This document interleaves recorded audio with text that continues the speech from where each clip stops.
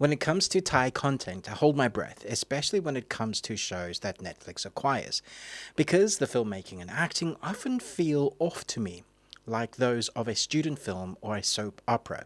That's not a dig, it's just been my experience with Thai content so far. So if you've seen any that were outstanding, let me know in the comments, because I would love to check them out. But okay, so now we have a new Thai zombie flick.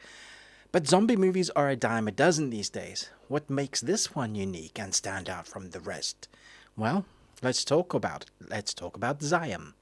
Having just seen 28 Days Later, you could go into this film thinking, okay, zombie movie art. Let's have some of that.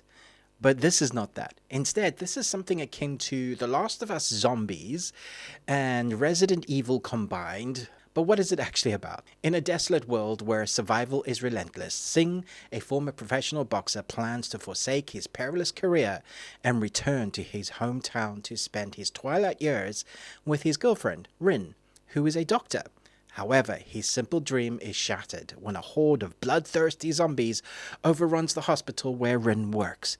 With his fighter's instinct, Singh risks his life to protect his girlfriend and Buddy, a young boy he accidentally encounters amidst the chaos.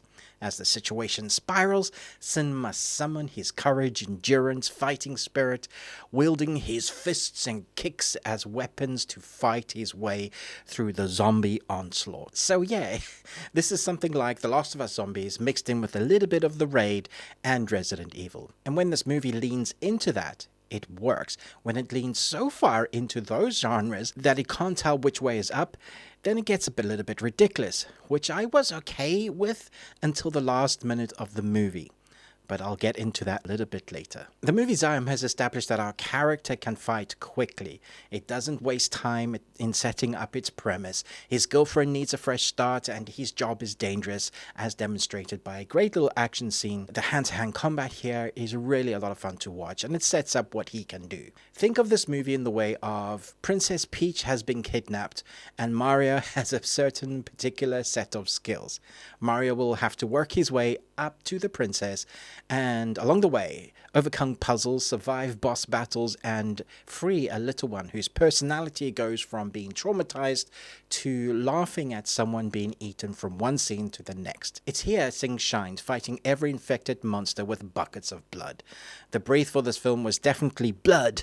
We need all of it. The choreography is brutal and somewhat believable with all of that blood, considering a Thai boxer fighting barehandedly and not contracting the zombie infection as believable as you can get that this movie sets itself up to be. It's a gory ride, and for the most part, it sticks the landing. Mostly.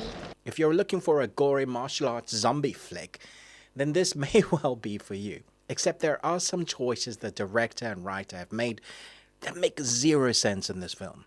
You'll understand when you see it. Let's just say that the film's ending is ridiculous, as I mentioned earlier. It never needed to happen. And remember how infuriating it was when, if you've seen the Titanic, Leo freezes to death because the woman that he loves didn't want to share the plank that he was on? Well, character decisions in here are stupid, and it's in slow motion as well, the stupidity in the particular scene that I'm talking about.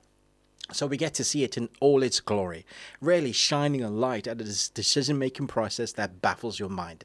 And I guarantee you will be baffled when you see it as well. I did have fun with this movie though. It's gory, the fighting is great, the characters are fine, and what you'd expect from a zombie genre horror like this. Action horror, that is. There's a sort of evil guy plot in this film as well. If the film attempts to add a bit more substance into it, it does a reasonably decent job at adding a time constraint to the rescue, which helps raise the intensity of the already intense film. We have a kid who needs to be protected, a doctor who needs to be rescued, and zombies that need to be killed or at least stopped. That's the formula. And when it's doing that, it shines. If this film had been released in the 1980s or the 1990s, it would have made a substantial amount of money. This is the perfect sort of B-grade horror zombie flick that would have grabbed the attention of many. Now though, I think it will find its niche with people like me, and even then the ending might piss off its demographic. Surprisingly, this zombie flick also attempts to play with the genre and bring its flair to the zombie genre, adding a few surprises to a niche that has literally thousands of movies in it. And finding something new in this genre has to be praised. It is worth a one-time watch, at least for the action scenes alone. There's a metric ton of blood and violence, some gnarly monster makeup, no sex, but zombies show some fleshy parts. I give Ziam 3 Nicolas Cages out of 5. I guess I was pretty horny. Thanks for watching. What are your top 3 zombie movies of all time? Mine are in this order: World War Z at number 3, Shaun of the Dead at number 2, and at number 1 would be Train to Busan. Have you seen those? What did you think of them? Let me know your top 3 in the comments below. Thanks so much for watching, but most of all, until next time, remember, live long and Tuesday.